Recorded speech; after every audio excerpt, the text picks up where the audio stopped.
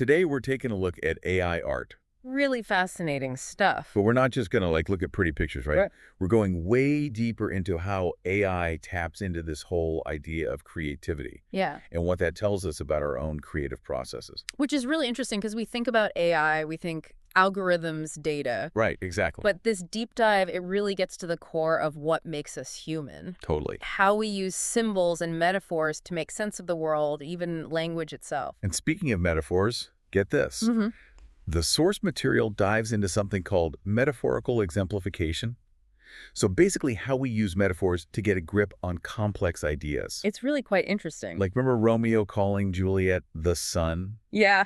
Obviously, she's not literally a giant ball of fire in space. Yeah. But it conveys this, intense feeling, right? Exactly. And that's how AI systems are using all this data they're trained on Okay. to find these hidden connections and express them in ways we never even thought of before. So AI is using data to make these metaphorical leaps. Huh? My mind is a little blown right now. It's really wild. But how does it actually work? Well, the source material points to this idea of bisociation, basically connecting things that usually have nothing to do with each other. Oh. It's like the punchline of a good joke. Okay. You're blending these two totally different ideas and boom, surprise. I'm starting to see the connection here. Yeah. But isn't bisociation in art kind of different than in a joke? That's a great point. They both make those connections, but in different ways. You're right. The source material makes a clear distinction. With the joke, bisociation is for humor, right? But a scientist might use it to make some groundbreaking discovery. Yeah. But art uses it to hold those unrelated ideas in tension, you know? The viewer experiences that clash and comes up with their own interpretation. So like a painting with realistic images, but also abstract shapes. Oh, exact. And my brain's trying to make sense of it all at the same time. That's exactly it. It's challenging how we categorize the world, making us find connections between things that seem totally different. And that's what we're seeing with AI systems. They're not just putting data into boxes, they're finding these crazy links. It's kind of unnerving, but also super exciting at the same time. I agree. But before we go too far down the rabbit hole of, robots coming for our art supplies. Right. How does all of this play into human creativity? Because at the end of the day, this isn't just about AI, it's about understanding our own creative processes. I think that's a really important point. Right. This is about us. Yeah. And to really understand this, we have to look at philosophers like Nelson Goodman. Okay. He said, art isn't just about beauty, it's like a language. Oh, wow. A whole system of symbols that helps us understand the world. So when I look at a Van Gogh, like one of his chair paintings, it's not just a chair, is it? No, not at all. It's more about him, Exactly. It's about the meaning behind those brushstrokes. Right. The story they tell us about how Van Gogh saw the world, his own unique perspective. And it gets even more interesting because philosopher Al-Noe, he suggests that art doesn't just reflect life, it actually shapes it. Which is an amazing thought. It does. Think about choreography. Okay. It takes dance, something we do naturally, Right. and transforms it into something totally new. And then those new moves, they actually end up influencing how people dance in real life. It's this loop Wow. of creation and influence. That's wild.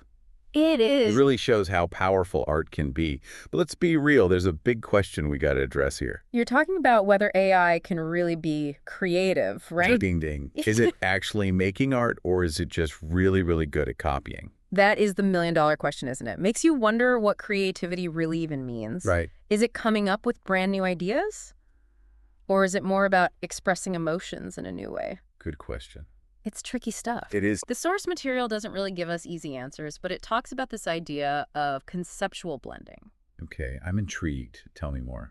So basically, it's about taking ideas from different places and kind of smashing them together in ways you wouldn't expect. Remember that avocado armchair we were talking about? Oh, yeah. That's a perfect example. How so? Well, you've got deli, Right. and it gets the whole chair thing, Yeah. but it also gets avocado, Right. and then it figures out a way to combine them. Interesting. Create something totally new. But does that mean, Dali actually understands those concepts, though, on a deeper level? That's the million-dollar question. It is. Right.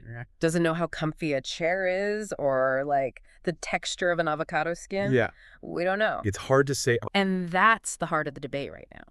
You see, AI is amazing at rote adaptiveness. Road adaptiveness. Yeah. It can follow rules, see patterns in data, Right. and learn new stuff crazy fast. Right.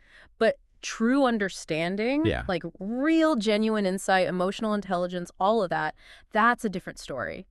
And the Yeah. source material, it kind of hints that that's where humans still have the edge. Okay, so it's like when an AI beats a chess grandmaster. Oh, Like, exactly. it can make these incredible moves, Yeah. but it doesn't get the strategy, the psychology. The art of it all, Right. that deeper level that human players have. Exactly. So even though AI is creating this mind-blowing art, Yeah. it might not be coming from the same place as a human artist. And that's the thing about AI creativity, at least for now. It can create a gorgeous image, right? Oh, From a yeah. simple prompt. Yeah. But it might not understand the deeper meaning behind those ideas, Mm. the cultural context. It's like it's missing that human touch. Exactly. Those little nuances of human emotion that make art more than just, technical skill. It's true. It's more than just a pretty picture. It makes you wonder, where do we go from here? What's next for art? That's the big question, isn't it? It is. I mean, what happens when AI can make art that isn't just like technically impressive, Right. but actually makes you feel something deep down? Art that's thoughtful, moving. And what if we can't even tell the difference between AI art and human art? Ooh, That's a whole other conversation. that is. Are we going to have robot Picassos in the Louvre? Maybe. Maybe. AI-composed operas at the Met. It's possible, right? But here's something even more interesting to think about. What's that? How will all this impact us, the human artists? Oh, that's a great question. Will it make us even more creative, more introspective? Because we have to, push ourselves further. Exactly. We have to explore those parts of creativity that AI can't touch. It's like AI is challenging us to step up our game. In a way, it is. Right. And that's what makes this whole thing so interesting. It's not about being scared of robots taking over. No, not at all. It's about the potential here, Yeah. AI pushing us further than we thought possible. I like that. It's like a friendly competition, pushing each other in this creative realm. You like that, a friendly competition. And, there's something the source material brings up that I think is really relevant. Okay, what's that? Rote adaptiveness, that thing AI is so good at. Yeah. It's just one part of the puzzle. It's like having all the best paints and brushes in the world, Okay. but still needing that spark, Yeah. that inspiration that only a human can bring. The je ne sais quoi. Exactly. And here's a thought, and I'm just spitballing here, but AI is learning from our data. Right. All the art, music, everything we create. It's all going in. So in a way, we're shaping AI creativity. That's right. It's like this crazy feedback loop. Isn't it wild? It really shows you how powerful human expression is. Yeah. Even with AI getting more advanced. Exactly. It's still drawing inspiration from us. Okay, last one, and this is a biggie. Hit me with it. Let's say we can train an AI to make art that really truly moves us emotionally, even if it doesn't feel those emotions itself. Does it matter where the art came from? Now, that is the question. Is it about the art or who made it? Exactly. Like, if an AI symphony makes me cry, does it matter that a human didn't compose it? It really makes you think about art in a whole new way. It does. And what about a portrait? A digital one, painted by AI. Yeah. But it captures the person perfectly. Wow. Their soul, their essence. Does it matter that a human didn't physically paint it? These are the questions They are. that AI is forcing us to ask. About art, about creativity, even about what it means to be human. It's a lot. It is a lot, and it's only the beginning. It's like AI is making us rethink what art even is. Right. Like, we have to come up with a whole new definition for the 21st century. And you know what? Mm-hmm. Maybe that's a good thing. Yeah, I think so too. It's making us really think about why art matters to us in the first place. It's not just about a signature on a canvas, right? Right. There's got to be something more. Exactly. So what is it? Is it the actual physical act of creation, like a human hand making those brushstrokes? Or could it be something else?